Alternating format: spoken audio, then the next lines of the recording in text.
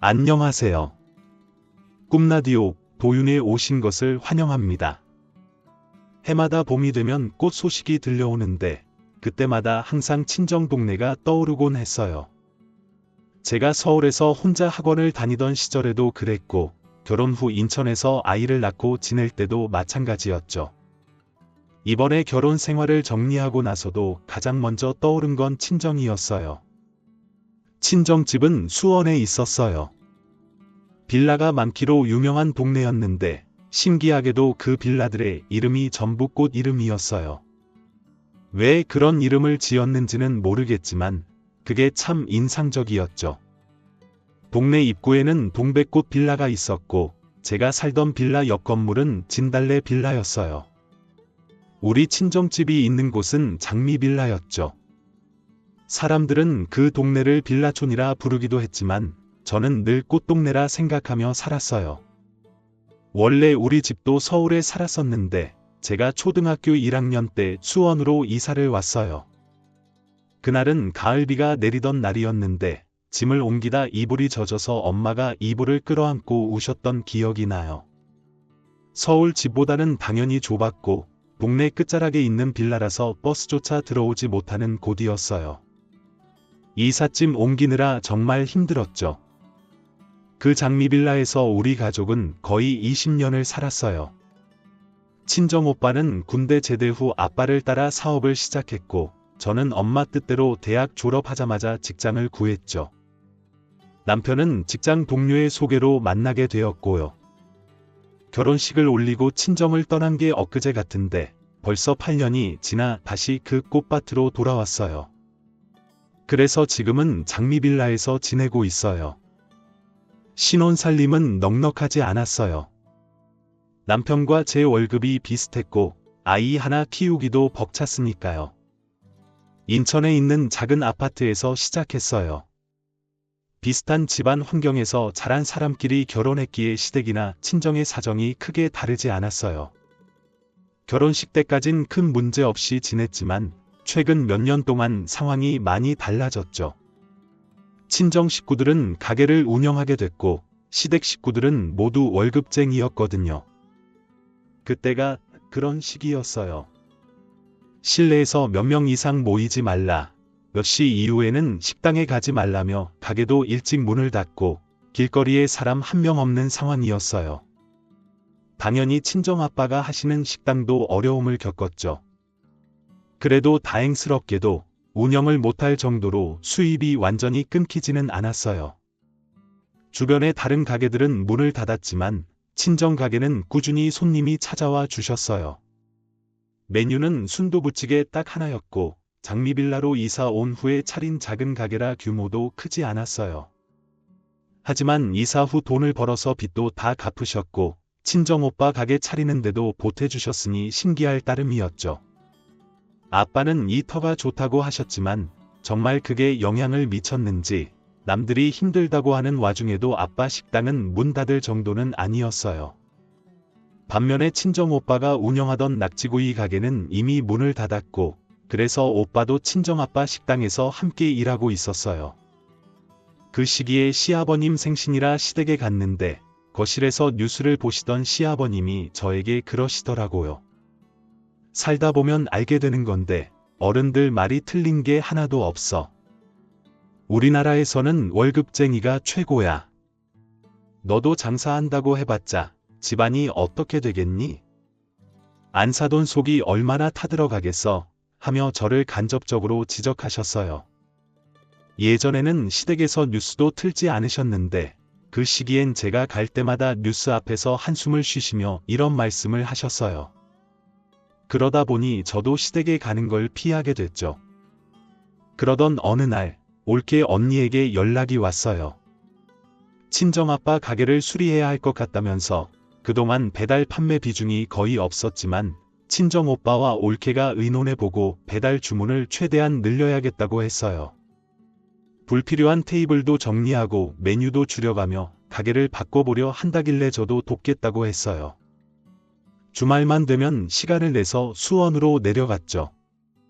남편에게 같이 가자고 했지만 사람 많은 곳에 뭐 하러 가냐며 거절하길래 알겠다고 하고 저 혼자 다녔어요. 남편은 배달 늘려봐야 뭐가 달라지겠냐며 집안일이나 신경 쓰라고 했지만 저는 알겠다고 하면서도 주말에는 계속 친정으로 갔어요. 그렇게 매주 내려가 직접 보니 가게가 예전과 많이 달라졌고 배달 주문도 점점 늘어나고 있었어요. 이벤트로 제공하는 음료수도 몇 박스씩 쌓아놓고 배달 준비에 분주했어요. 저도 가게에 나가 도왔어요. 반찬 세트를 포장해서 냉장고에 미리 쌓아두고 나중에는 하루에 200봉지씩 준비했어요. 저는 주말에만 잠깐 도와줬지만 친정 오빠와 올케 언니는 정말 고생이 많았죠. 덕분에 친정 가게가 다시 일어섰어요. 그런데 이상하게도 가게가 잘 될수록 남편의 반응이 점점 시무룩해졌어요. 저번에 한번 남편이랑 같이 친정에 내려갔을 때 남편이 가게 돌아가는 모습을 보고 꽤 놀랐던 것 같아요. 돌아오는 차 안에서 옆에 앉아 끊임없이 매출이 얼마냐, 한 사람당 얼마나 가져가냐며 돈에 관한 질문을 계속했죠. 그러다 결국 문제가 터지고 말았어요. 어느 날 친정아빠에게서 전화가 와서 저보고 집에 잠시 들르라고 하시더라고요. 결혼 후에 친정아빠로부터 그런 전화를 받은 게 처음이라 무슨 심각한 일이 생겼나 싶어 전화를 끊자마자 친정집으로 달려갔어요. 도착해보니 친정오빠와 올케 언니도 와 있었고 거실에는 아빠 혼자 앉아 계셨어요. 아빠는 먼저 말씀하시길 이번에 가게를 옮기기로 결정했다는 거였어요. 민석이랑은 이미 이야기를 끝냈고 원래는 그 건물 1층만 사용하려고 했는데 며칠 전에 건물주에게 연락이 와서 계약서를 다시 쓰면서 그 건물 전체로 옮기기로 했다고 하셨죠. 1층은 음식점으로 쓰고 4층은 민석이네와 우리가 지내려고 이삿짐도 조만간 옮길 계획이라고 하셨어요. 그래서 제가 여쭤봤죠. 그럼 오빠네랑 친정집 모두 그 건물로 옮기시는 건가요? 이번에 완전히 이사하시는 거예요. 그러자 옆에서 오빠가 응, 맞아. 이번에 옮긴 김에 열심히 모아서 그 건물 사버리려고 해 하면서 말끝을 흐리며 아빠를 보더라고요. 그때 자연스럽게 저도 아빠를 쳐다보게 되었죠. 그때 처음으로 빌라 이야기를 들었어요. 이사 가는 건 옮길 가게 때문이라 그 건물로 가는 게 맞지만 원래 살던 빌라는 유지하기로 했다면서요. 아빠는 빌라를 팔기도 싫고 모르는 사람을 들이는 것도 마음에 들지 않는다며 여기가 없던 집인데 이 좋은 터에 그렇게 할 순 없다고 하셨어요. 늙은이 고집이라 생각할 수도 있겠지만 아빠는 그동안 아무리 힘들어도 집을 지킨다는 생각으로 버텨왔다며 이 빌라는 처분하지 않기로 했다고 하셨어요. 저는 솔직히 아빠의 생각을 완전히 이해하진 못했지만 친정오빠와 올케 언니는 이미 예상한 듯한 표정이었어요. 사업을 오래 하신 분들이 터가 중요하다는 말을 자주 하잖아요.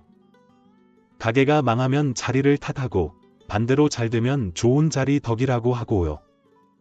아빠는 특히 이 터에 대한 믿음이 강하셨고 겉보기엔 낡고 구석진 곳에 있는 빌라였지만 이곳으로 이사 오신 뒤로는 하는 사업마다 성공하셨으니 미신 같아도 완전히 무시할 수는 없었어요. 그러면서 갑자기 아빠가 저에게 그 빌라를 내가 가져가라고 하셨어요. 이삿짐을 옮기면 명예 이전하고 서류 정리를 마치자고 하시더라고요. 옆에서 오빠와 올케 언니도 그러라고 했어요. 솔직히 말해서 내심 좋긴 했지만 내가 가게 일을 도와준 것도 아니고 염치 없어 보일까봐 마음이 불편했어요. 그걸 눈치챈 올케 언니가 제 손을 잡으며 어차피 비어있을 집인데 괜찮으니 받으라고 하길래 결국 친정집을 물려받게 되었어요. 그리고 그날 밤 남편에게 이 소식을 전했어요. 친정에서 쓰던 빌라를 물려받게 되었다고 다음 달에 명의 변경까지 바로 진행할 거라며 웃으며 남편에게 이야기했더니 남편은 시큰둥하게 세금이 얼마냐며 세금도 내주신 거냐고 묻더군요. 저건 또 무슨 반응인가 싶었어요. 세금이 얼마든 우리가 내는 게 당연한 거고 감사 전화도 없이 저렇게 굳은 얼굴로 그러니깐 그날 결국 남편과 크게 싸웠어요. 우리는 지금 대출받아 전세 살고 있는데 자가를 공짜로 얻게 된 상황에서 그런 표정을 지을 필요가 있냐 고 한마디 했거든요. 그러자 남편이 저보고 당신은 순진한 거야? 아님 멍청한 거야? 그걸 그냥 받아오면 어떡하자는 건데? 장인어른 고집의 집터가 어쩌고저쩌고 하시면서 빌라를 팔지도 못하실 게 뻔한데 식당이 그렇게 잘 되었다면서 작년에 매달 1억씩 찍었다고 하더만 내가 아무것도 모르고 있는 줄 아나 보네. 남편은 이어서 이번에도 넓은 건물로 옮긴다면서 우리한테 나눠준다는 소리 하나 없고 고작 받아왔다는 게 19평짜리 낡아 빠진 빌라야? 형님은 얼마나 좋으실까? 그러니 얼씨구나 하면서 줘버린다고 했겠지 라고 혀를 차며 말하는 모습이 너무 충격적이었어요. 남편의 진심을 그날 처음 들었으니까요. 그렇게 노골적으로 제 앞에서 쏟아내는데 저는 말문이 막혀서 아무 소리도 할 수가 없었어요. 남편은 한숨을 푹 쉬며 밖으로 나가버렸고 2억이 넘는 빌라를 받아왔던 날이었잖아요. 그런데 축하는커녕 부부싸움만 하고 있으니 그날 혼자 앉아 생각한 끝에 결론을 내렸고 빌라는 일단 받기로 했습니다. 그리고 남편에게도 말했죠. 만약 우리가 친정식당일을 함께 했다면 저런 식으로 나누는 것에 불만을 가질 수도 있지만 당신도 직장생활 하느라 바빠서 친정 근처에도 가지 않았으니 땡전 한 푼 못 받아도 할 말 없는 상황이야. 빌라 따위가 아니라 빌라 시계나 받은 걸 감지덕지로 여겨야 해 라고 단호하게 말했어요. 그런데도 남편은 정신을 못 차리고 하나뿐인 사위한테 이런 부대접이 어딨냐고 혼자 중얼거렸습니다. 그리고 다음날 저녁 어머님이 직접 오셨어요. 현관문을 열자마자 친정 빌라 이야기를 하시며 저에게 대뜸 서운하다고 하시더니 남편에게서 이야기를 전해 들었다고 하셨어요. 어머님은 이 이야기는 다 들었고 일단 앉아봐라. 무슨 생각으로 그 낡은 빌라를 남겨두셨는지 모르겠지만 팔기 싫어하신다고 하시더라. 그런 애물단지를 왜 너희들한테 넘긴다니? 나중에 무슨 소리를 하시려고? 가게가 그렇게 대박이 나면 뭐해? 아무리 집 나간 딸 자식이라도 그렇지 하며 서운함을 드러내셨어요. 남편이 어머님을 모시고 나가면서 우리 재민이가 오죽 답답했으면 그랬겠어. 아직 명예 넘겨받은 거 아니니? 못 받겠다고 해라. 그럼 나중에라도 다른 생각을 하시겠지. 라는 말을 들었을 때 제 마음이 너무 상했습니다. 아무리 빌라라고 해도 그곳은 우리 친정집이었는데 이렇게 후려치듯 말씀하시니 속이 상할 수밖에 없었죠. 그래서 저도 바로 대답했어요. 지금 지내고 있는 집보다 친정 빌라가 더 넓어요. 저는 옮겨 지내겠어요. 전세 대출도 갚아버리고 홀가분하게 돈 모으겠어요. 그러자 어머님은 상속이 어쩌고 하시며 이상한 말씀만 하셨지만 저는 별로 귀담아 듣지 않았어요. 남편이 퇴근하면서 어머님을 모시고 나갔고 그날 밤에도 빌라와 전세 대출 이야기를 하자 남편도 어쩔 수 없다 생각했는지 알았다고 했어요. 그렇게 한 달 뒤 친정 부모님이 이사하시면서 우리도 집을 옮길 준비를 했어요. 우선 친정 부모님이 이사하실 집에 가서 이삿짐을 옮기며 도와드렸어요. 남편도 함께 갔는데 옮기는 곳이 꽤 넓어서 먹자골목에 있는 건물 4층이라 처음엔 걱정했지만 생각보다 넓더라고요. 60평이라 옷바레와 나눠 쓰기에도 비좁지 않아 보였어요. 1층의 가게 공간도 함께 구경했는데 한창 내부 수리 중이라 너저분하긴 했지만 예전 가게보다는 훨씬 좋아 보였어요. 그 모습을 보니 마음이 좀 놓였고 너무 다행이라는 생각이 들었죠. 그렇게 인사드리고 남편과 함께 우리가 이사 갈 장미빌라에도 들렸습니다. 이미 짐은 다 옮겨두셨다고 들었지만 오빠가 도배랑 화장실 수리를 해준다고 해서 어떤 상태인지 확인하러 갔어요. 도착해보니 모든 게 다 예전 그대로였어요. 현관문부터 벽지까지 예전 그대로였죠. 당연히 오래된 느낌은 있었지만 친정엄마가 그 바쁜 와중에 청소까지 싹 해놓고 가신 것 같았어요. 화장실도 너무 깨끗해서 굳이 수리할 필요가 있을까 싶었죠. 그 순간 밖에서 쾅 소리가 나서 나가보니 남편이 현관문 앞에서 짜증을 부리고 있더라고요. 그날 온종일 굳은 얼굴을 하고 있었는데 결국 터진 것 같았어요. 남편은 아님 문짝이라도 바꿔주고 집을 넘기던가. 페인트 벗겨진 건 하며 잘 다치지도 않네. 이런 문짝은 왜 여태 달아놓은 거야? 라며 현관문에 발길질을 하면서 서 있었어요. 그 순간 제 결혼 생활에 대해 처음으로 깊은 회의감이 들었어요. 이런 식으로 사는 게 맞는 걸까? 하는 생각이 들었죠. 그때부터는 화도 나지 않더라고요. 남편이 이것도 장인어른이 믿는다는 미신이냐? 현관 문짝도 낡은 걸 그대로 써야 하는 거냐? 라고 코웃음을 치는데 그날 제 마음속에서 무언가가 끝난 것 같았어요. 이런 식으로 이사를 해서 지낸들 무슨 소용일까 하는 생각이 머릿속에서 떠나지 않았죠. 그리고는 며칠 뒤 친정 가족들이 빌라에 온다고 해서 친정 오빠가 집수리에 대해 의논하자고 했던 상황이라 퇴근하자마자 부랴부랴 갔더니 이번에도 저희 남편과 시어머니가 와 있는 겁니다. 그리고는 친정 아빠와 오빠가 도착했고요. 근데 왜 오셨는지 알겠더라고요. 벽지가 누렇다 화장실 타이어를 교체해야 한다며 이곳저곳 수리할 것들을 이야기하시는데 시어머님이 메모까지 하셨더라고요. 현관문도 새로 바꾸자고 어찌나 당당하게 말씀하시던지 저는 너무 민망해서 옆에서 어찌할 바를 모르고 있었고 남편은 이번에도 시큰둥하게 서 있기만 했어요. 친정오빠는 당황하는 눈치였지만 제가 너무 민망해하자 옆에서 작은 목소리로 차라리 잘 되었다고 이렇게 속 시원히 말씀해 주셔서 집 수리하는 김에 멀끔하게 다 해주겠다고 걱정 말라 이야기해줬지만 속에서 열이 뻗쳐서요. 나중에 집에 가서 남편에게 뭐라고 했습니다. 어머님을 왜 모셔왔냐고 했죠. 그러자 남편은 궁금하시니깐 오셨겠지 뭘 그러냐며 자기가 눈치라도 보며 살았으면 좋겠냐고 막 따지는데 다시는 이런 일 없게 하라고 어머님 오실 거면 최소한 미리 알려는 줘야 하지 않냐고 저도 물러서지 않았어요. 그렇게 그날도 속이 뒤집힌 채 지내야 했습니다. 친정오빠는 그날 일이 마음에 걸렸는지 최대한 빨리 사람들을 구해서 집수리를 해주더라고요. 도배도 다시 하고 화장실부터 창틀까지 바꿔줬어요. 저희 돈으로는 주방 공사를 했고 그러니깐 완전히 다른 집으로 바뀐 것 같더라고요.